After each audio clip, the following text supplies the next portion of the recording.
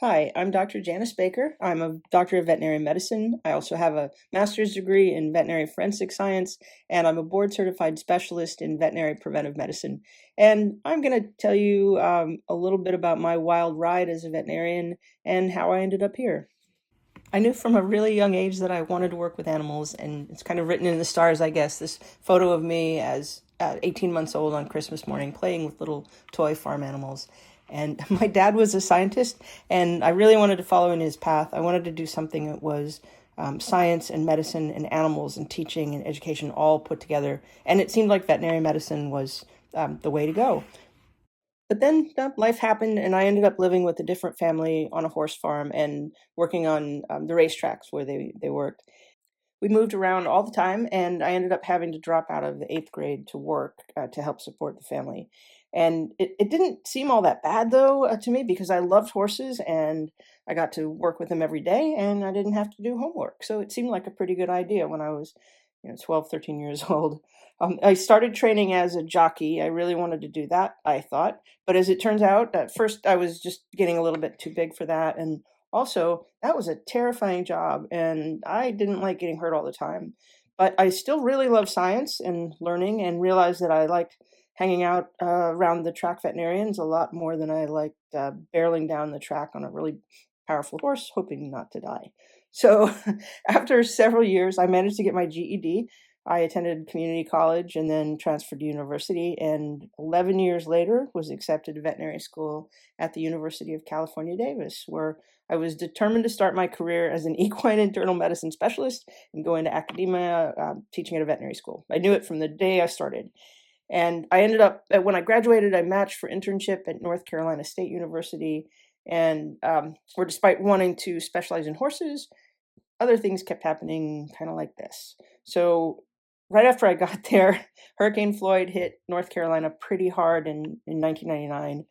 And I was deployed from the field service to assist with veterinary field operations in the disaster area, like this airlift of a horse from floodwaters by the National Guard. And because I'd studied this like equine rescue, equine technical rescue while I was in school, and I had that experience, so they sent me.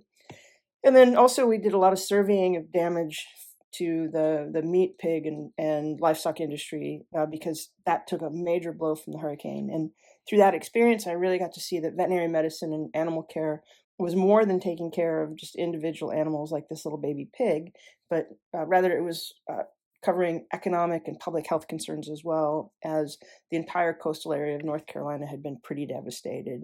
And that really got me into sort of government medicine or public health medicine, and along with clinical care.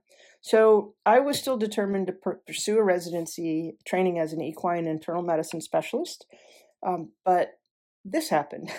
Driving home in a snowstorm from after seeing an emergency on call at the hospital, I drove my car off the road in the ice and down towards a river. Fortunately, there was a dead tree lying under the snow that stopped me, took the axle clear off my car, but stopped my car from going in the water. And I was really broke as an intern. I was making pretty low pay, as is typical, and you don't make much more as a resident, and that's 3 years of residency training. So I was pretty concerned about that. I had no money. I had no money to buy another car. I was never going to make enough money in 3 years of residency to buy another car. And I was just thinking about how I'd have to continue to work long hours for low pay over the next 3 years. And I changed my mind when this happened. I joined the Army. So the Army Veterinary Corps, I found out, would allow me to work as a veterinarian. I'd still get to work with horses. I'd get paid pretty well, and it's very competitive compared to clinical medicine out in the world. And I'd also get housing and health insurance. And in a few years, they would let me go to my equine internal medicine residency while earning that higher pay as an Army officer. So I joined the Army. And my first duty station was Fort Myer, adjacent to the Pentagon in Washington, D.C., where I was the chief veterinarian caring for the caisson horses at Arlington Cemetery. And I got that assignment because I'd done my internship in equine medicine. And also, I got to take care of the president's pets, like Sox Clinton here in this photo, and Buddy, their dog. even though I'd only studied the very minimal that I was required about cats and dogs. I really didn't know what I was doing. I got a lot of help. I had senior officers there to help me, and my technicians, veterinary technicians, were wonderful at getting me up to speed. But then this happened. On 9/11, the plane flew right over our clinic before striking the Pentagon, and everything changed. My primary duty changed instantly from caring for the horses to caring for the hundreds of additional military and government working dogs that were moved into the area for security. And did I mention I didn't really know much about dogs? I was that horse vet, remember? Anyway, so now I'm a dog vet, according to the Army, and I started moonlighting at a local dog and cat clinic to get more experience, reading everything I could, learning, just trying to get that experience and up to speed. And eventually started working at an overnight emergency clinic, and I was starting to get pretty comfortable with it. I was really thinking that this is cool, and working dogs were just absolutely amazing. I was so glad to be working with them. But then this happened. We went to war, and I was reassigned to be a veterinary instructor for the Joint Special Operations Medical Training Center at Fort Bragg, training special operations medics how to care for horses. That's right. The Army remembered they had a horse vet and called me to teach Green Berets and other special operations soldiers all about horses, because apparently someone saw this photo of some Green Berets riding horses in Afghanistan and thought, the heck with tanks and Humvees and helicopters, let's do this war on horseback. That didn't really last long. That was more of a photo op, but that did get me a job at Fort Bragg with special operations. So when within a few months, special operations that it was decided that it was all about dogs, working dogs, like military working dogs, and I went back to being a dog vet, teaching, even though I'd never really done it myself, teaching canine medicine at the schoolhouse.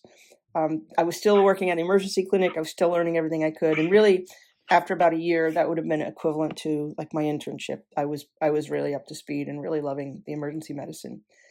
So after a few years at the schoolhouse, special operations was expanding their ranks to include veterinarians that served directly with the super secret squirrel units, and still being kind of young and athletic, although I was pushing it at this point due to my age. I was selected to be the command veterinarian for one of the elite units, where I focused on developing treatment guidelines for medics to treat injured working dogs in the field and evacuation plans when a dog is injured overseas. So, since even when deployed, veterinarians usually don't go on missions out on the battlefield with the units that they support, they usually would stay back in the forward operating base where they have the little vet clinic. But sometimes we did, and I did it a lot. And I deployed in support of the special operations dogs. And during that deployment, I would take care of the dogs if they were injured or manage the evacuations back home. And I got to go pretty close up to the battlefield, so to speak, with the units I supported, and really got to see the conditions that the dogs were in, and also the conditions that the medics and the handlers had to work with when treating dogs, which really shaped how we taught medicine. Rather than teaching them clinical medicine like we'd know in a veterinary clinic, we taught them medicine based on their existing skill set and the conditions that they were in on the battlefield. And then one deployment, I worked a lot with other government agencies, and I really got interested in intelligence work. So this happened. I got out of the Army, and I went to the CIA as a targeting officer, which is sort of like a profiler. And there's no photos of that, obviously, because, secret squirrel stuff. So here's some photos of a cute baby possum instead. But that took me across the globe, and it was really interesting and intense. But after a few years, I really missed being a veterinarian, and I had the opportunity to mobilize back onto active duty from the Army Reserves to be the first veterinarian for the Navy SEALs. And since it was also a super secret squirrel unit, I don't really have many photos. So here's a photo of me and my dog at the beach, because my office was literally on the beach, which was pretty nice. I did work a lot on research involving dogs in working in extreme environments, like extreme heat, extreme cold, maritime saltwater environments, and then high altitude environments, which I continue to do today. I still do that kind of research. It was really fascinating, and I really loved it. So after 2 years back on active duty, I got out of the Army again. The Army veterinarians support all the branches. That's why I was with the Navy. But I got out of the Army, and I meant it. this time, but I had no idea what I wanted to do with my life. And when I grew up, so I used my GI Bill to get a master's of veterinary forensics degree, which I really didn't think I'd ever use. But I needed to use up my GI Bill or it would expire, and so I picked that. And here's using my advanced graduate degree to figure out which one of my cats bit me while I was sleeping. And then this happened. I Right after I got out, like the day after I got off of active duty in the Army, I got a call from an old medical contact at the FBI's hostage rescue team that I'd worked and trained with before. And I was asked to come with them on a big operation for veterinary field support with their working dogs because they had unfortunately had a couple dogs um, uh, get killed in the line of duty, and they wanted somebody with a tactical medicine background that could provide veterinary support at the potential point of injury.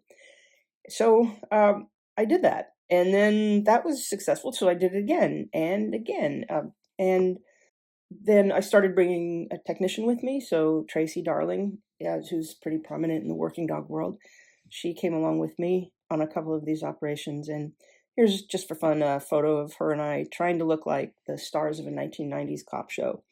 Uh, and then I realized that I could use all of my collective experience and everything I've ever done, veterinary medicine, the tactical aspect, the forensics, all of that, to have a consulting business where people paid me to be a veterinarian in tactical and law enforcement environments, because that's a pretty unique experience, that combination of experiences. So along with a couple of my former Army friends, we started a consulting company called Veterinary Tactical Group, where we provided veterinary emergency care training to medics and canine handlers from the military and law enforcement, search and rescue, and then also consulting on law enforcement cases involving animals like dogfighting and line of duty injuries to law enforcement and other working dogs, and also doing research. I continue to consult on research involving working dogs. And this work took me back out all over the place in all sorts of extreme environments, just like was when I was with the Navy dogs. I spent several years working on sled dog races in Alaska and deserts in New Mexico and Texas and all sorts of places overseas, working with all sorts of amazing dogs and people. But being pulled away from home in extreme environments all the time was really taking a toll. I just had little sense of home and I never felt grounded. And I just kind of didn't know my identity outside of the military and the tactical environment, the special operations sort of environment. Like when I go home, who am I? What do I like to do? I had no idea. So after decades of everything just upending every couple of years at a moment's notice and throwing me in a different direction, I also just never really felt safe. I was always in these environments where either people or the environment was not very friendly to us. So I just kept wanting to have this peaceful life um, and just sort of settle down, so to speak. But because of the experience and skills I had built in unusual ways working with animals, and because I was one of very few people that had that experience or that combination of experiences, I just kept getting called by law enforcement and military, and I just kept ending up back in places like this. So I pulled the brakes and I asked myself, what is it that I really want to do right now? No, what is it that I really want to feel right now? And this seemed like a good feeling. I love dogs. Dogs medicine is absolutely my favorite kind of medicine and veterinary care, but I kind of have a soft spot for little baby kittens. So, okay, I haven't completely given up on some of the adventures. I still get called to work on some pretty wild projects, and most of them I can handle from a distance while the younger vets do the heavy lifting in dark, scary places. But I've worked in emergency medicine for several years because I guess adrenaline rush is addictive. But I've kind of kicked that habit, and I no longer work night shifts in emergency. I still practice veterinary medicine, but in ways that usually don't involve people trying to physically harm me or my team, unless getting pecked at one of Dr. Dickinson's chicken camp training sessions counts for danger.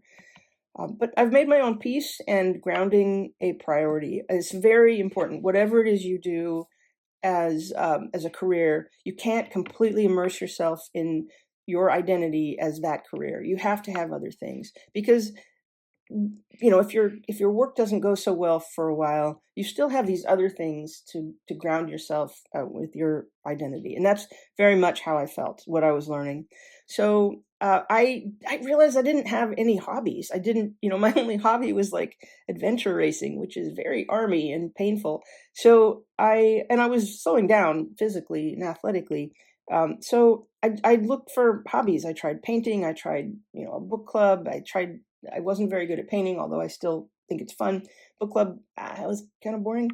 So I got a fun hobby. I found that running a film or TV set as crew, it's a position called the first assistant director, is basically the same as running a military operation. You got to get people to where they need to be. You got to feed them. You got to let them rest. You got timelines, permits, deadlines, things to plan. And so I started doing this. And aside from being crew, I started acting, which I found out was really fun. Not for theater. I've acted for TV and film and commercials. I got an agent and got my big break playing the body on a cable TV crime show because you got to start somewhere. And at 60, getting to pretend fight with a good friend is therapeutic, I guess. But I still like going on mini adventures, but mostly in my own county, and I still like meeting interesting animal friends like here. Because I guess I knew at a really young age that I would work with animals in some way.